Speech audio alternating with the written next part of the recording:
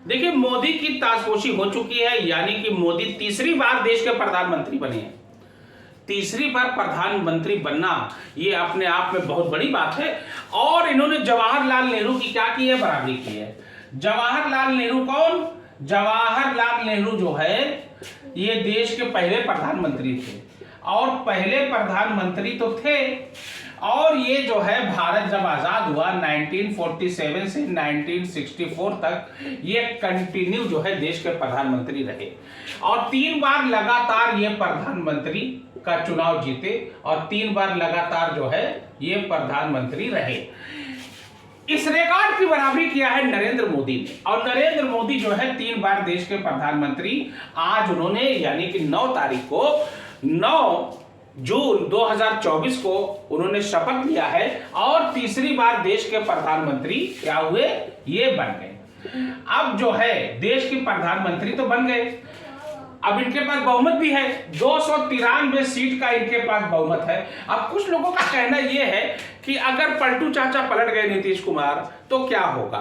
नीतीश देखिए यहां से देखिए ऐसे आंकड़ा निकालिए, आंकड़ा देखिए निकालना कैसे है ये देखिए। आज मैं सारी गुणा गणित जो है सब कुछ जो है उस पर प्रकाश डाल दूंगा, और सारी दुविधा जो है वो मैं खत्म करने के लिए यहां पर उपस्थित हुआ हूं। देखिए आइए हम और आप जरा मन को टटोलते हैं और देखते हैं लोकसभा के चुनाव में जो सीट मिली है उसको जो है कैसे गुणा गणित करके इसका जो है मैं हिसाब लगाता हूं और आपके सामने मैं प्रस्तुत करता हूं। देखिए अगर मान लीजिए 12 एमपी, कितने एमपी है नीतीश कुमार के, जेडीयू के 12 एमपी, अगर 12 एमपी 293 में से निकाल दिया जाए, 3 में से 2 गए 1, 9 में से 1 गए 8, 2 कितने बचे, 281।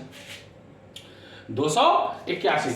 अब 281 में से अगर चंद्रबाबू नायडू की पार्टी कौन, तेलुगु देशम पार्टी, कहां की, आंध्र प्रदेश की। आंध्र प्रदेश में वो विधानसभा का चुनाव भी जीते और प्रचंड बहुमत से उन्होंने जो है वहां पर जीत हासिल की है, और वो मुख्यमंत्री पद की शपथ जो है 2-3 दिन में जब भी वो ले सकते हैं, और आंध्र प्रदेश के मुख्यमंत्री वो बन जाएंगे, ये बिल्कुल तय है, इसमें कोई दुविधा नहीं। अगर ये 16 ये भी माइनस कर दिया जाए तो क्या होगा, 11 में से 6 गए 5, 7 में से 1 गए 6, और ये 265। अब आदर्श कितने हैं, आदर्श यानी अन्य जो है ये है 16। कितने हैं भैया, अब देखिए 293, 234 और 16, 6 4 10, ये 543 हो रहा है 16।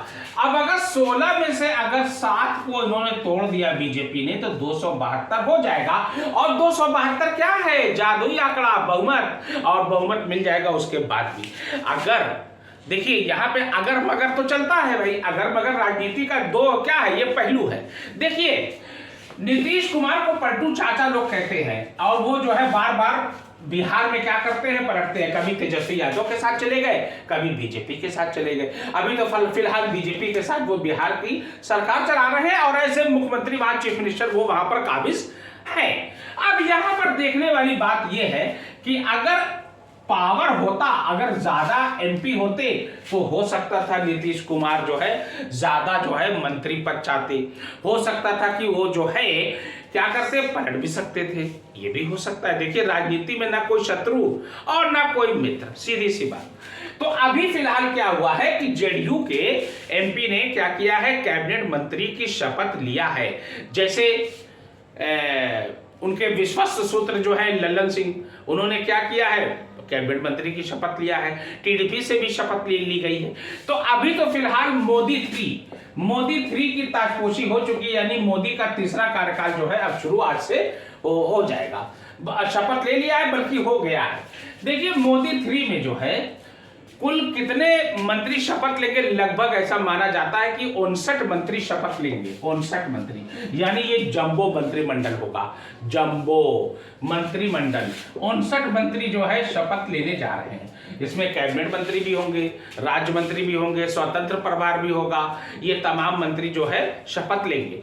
अजीत पवार और प्रफुल्ल पटेल कहाँ के हैं, अजीत पवार प्रफुल्ल पटेल महाराष्ट्र के हैं, और ये जो है अजीत पवार गुट के एनसीपी के जो है ये नेता हैं, नेशनल कांग्रेस राष्ट्रवादी कांग्रेस पार्टी अजीत गुट, ये जो है अजीत पवार। अजीत पवार कौन है? अजीत पवार जो है ये शरद पवार के भतीजे हैं। शरद पवार से तोड़ के इन्होंने जो है महाराष्ट्र में बीजेपी के साथ मिलके सरकार बनाई है और सरकार में इस समय ये जो है मंत्री है, उप मुख्यमंत्री हैं अजीत पवार। अब अजीत पवार के जो खास है प्रफुल्ल पटेल, और इन लोगों ने क्या किया, इन लोगों को राज्यमंत्री का दर्जा मिल रहा था, राज्यमंत्री पद की शपथ दिलाई जा रही थी, इन्होंने फिलहाल मना कर दिया है। अब यहाँ मतभेद तो शुरू हो गया है।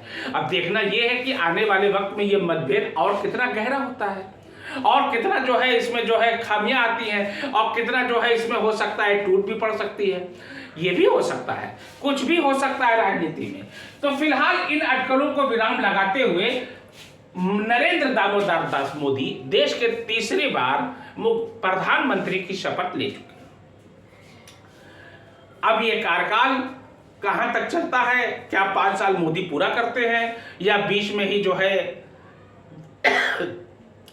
पार्टी का टूटना विभाजन हो सकता है, या कुछ पार्टी के जो इनके जो साथ के एनडीए के हैं या कुछ टूट डाल सकते हैं, फूट डाल सकते हैं, ये तो आने वाले वक्त ही बताएगा। अभी फिलहाल ये लोग जो है शपथ जो है ले चुके हैं। तो अब यहां पर देखिए जवाहरलाल नेहरू की बराबरी भी इन्होंने कर लिया है और हमने कहा ना कि अगर फूट डाल भी देते हैं तो ये मोदी